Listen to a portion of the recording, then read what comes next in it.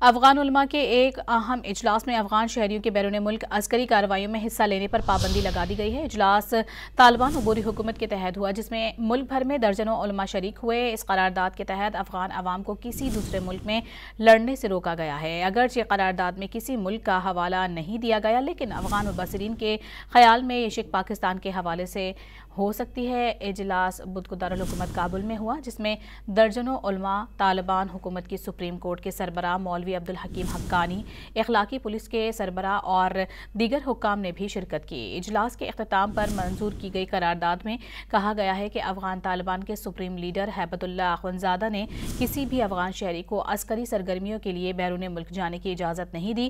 اگر کوئی اس کی خلاف ورزی کرتا ہے تو یہ جائز نہیں ہے۔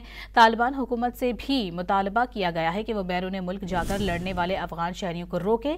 یہ قرارداد ایک ایسے وقت میں سامنے آئی ہے جب پاکستان کے اصرار کے باوجود Afghan Taliban T T P کی کارروائیاں نہیں روک سکے۔ دونوں ملکوں میں سرحدی جھڑپیں بھی ہوئیں۔ دوحہ، استنبول اور ریاض میں طالبان حکومت اور پاکستانی وفد کے مذاکرات میں اس مسئلے پر اتفاق نہیں ہو سکا تھا۔ تناؤ کی وجہ سے دونوں ملکوں کی سرحدی گزرگاہیں بھی بند ہیں۔ پاکستان کا الزام ہے کہ ملک میں اسلام آباد کچہری، بنو کیڈٹ کالج جیسی حالیہ دہشت گردی کے واقعات میں بھی افغان شہری ہی ملوث تھے۔